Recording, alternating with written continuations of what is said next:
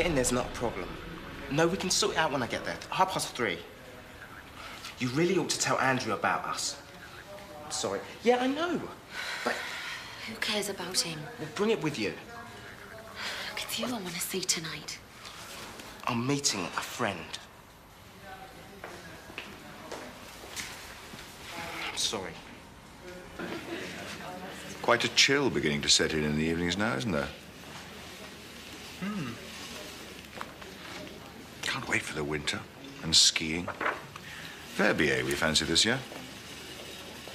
Any thoughts yet on what you'll be doing after house jobs? Well, I fancy A&E at the General. Jim Sherman's department. Well, if you're serious about a house officer's post there, I'll be happy to drop Jim a hint on your behalf. Trust a woman to keep us waiting, eh? Well, Claire's having to cover RMO today for Dr. Sockie's leave. Which reminds me, my secretary showed me your application for leave next month. Yeah, just a couple of weeks, you know. Recharge the batteries. The thing is, until I get the registrar I need, if the houseman's off, that leaves Claire a bit stretched to cover both wards and clinics. And in the past, my house officers have always volunteered to forego their leave while working here. Angie Wilding, my house officer here a couple of years ago, she wanted to do A&E like you. Ended up really enjoying that job with Jim Sherman at the General. Oh, poor Mr. Conroy.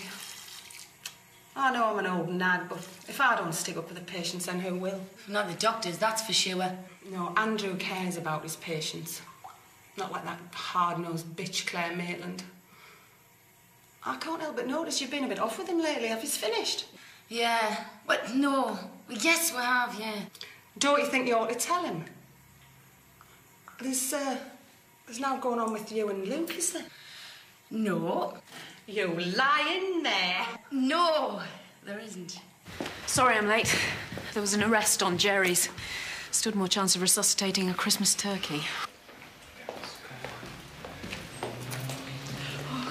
Oh, please, don't leave on my account, Mrs. Conroy. How is Kenneth today? Doctor, I know you're doing everything you can, but I can't bear to see him suffering so much pain.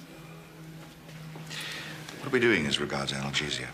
Subcut diamorphine infusion 400 milligrams per day plus Voltrol 75 milligrams IM BD. And 5 milligrams of haloperidol in his diamorph.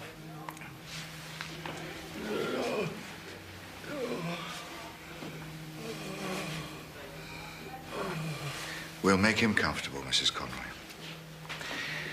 If he's having trouble with oral fluids, I put up some saline. There's really nothing more we can do for the poor chap other than up the diamorph. Thank you, Dr. Turner. Lisa. Oh, Raj. There's something on your neck. Get off! I found Monica. Go and see Sister.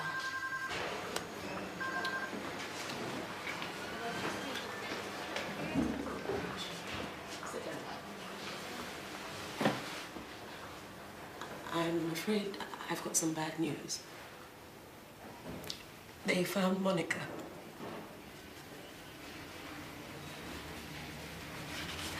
She killed herself.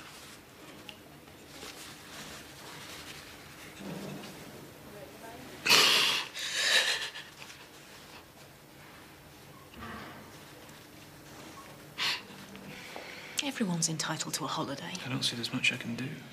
Well, talk to the hospital manager. Contact the BMA.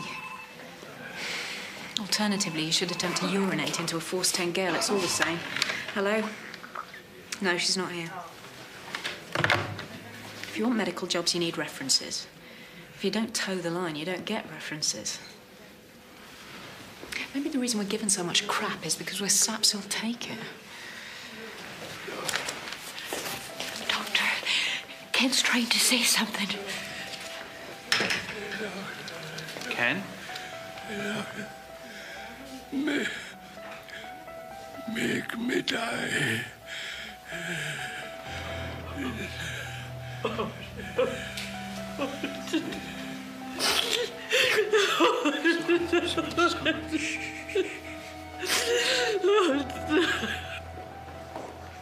Awful news. Absolutely awful. God knows how we're going to cover outpatients, let alone the minor ops list. Anyway, ward round. Soon we get done, the sooner I get to see who the locum agencies have got set up for us. Trash. Perhaps you could turn off your bleeper and go and have a seat in my office. My secretary's expecting you. I'll be along presently.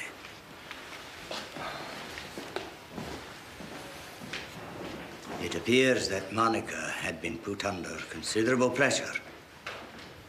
Not least by you, Simon.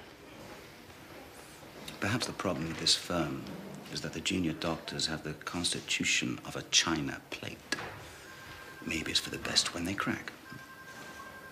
Simon, it really is difficult to contemplate what might lead an otherwise intelligent person to talk such utter balls. A man has lost his wife and 2 children, their mother. It's a tragedy, of course, but clearly the woman must have been unstable, and I will not hear of any blame being leveled at her working environment, especially when we've gone through it ourselves. I certainly never did.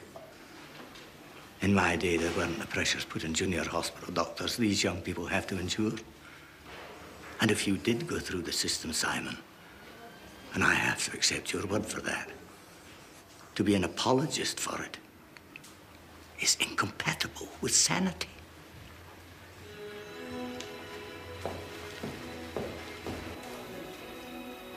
Did you know her? Hardly at all. Did you ever meet her? No, I don't think I did. Well, these things happen. Doctor's rate of suicide 3 times the average. Alcoholism 3 times the average. Divorce 7 times the average. So how'd she do it? Insulin overdose. Smart. When I say that my years as a junior doctor are the happiest years of my life, young doctors look at me as if I was mad. But I qualified in 1952. Things were different then. We only had to learn a fraction of what you need today. A few blood tests, half a dozen drugs. No CT. No ultrasound. Nobody'd even heard the DNA. On-call meant just that, on-call. Not working all day, all night, and all the next day. Yeah, my day, matron was in charge.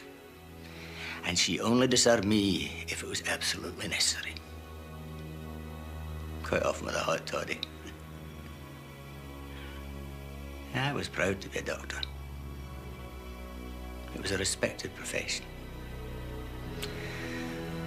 Nowadays, young doctors are harassed by nurses, bullied by managers. Caring doctors who wish to turn off a ventilator so that they can use a patient's organs for transplant are vilified for playing God. No, no, no. I'm truly sad that you are being denied so many of the things that made the profession so wonderful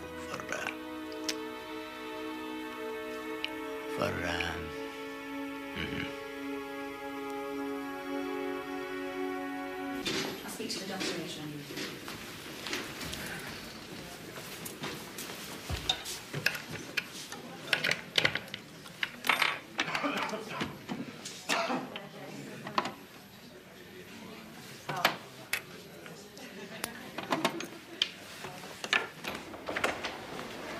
Why are you avoiding me?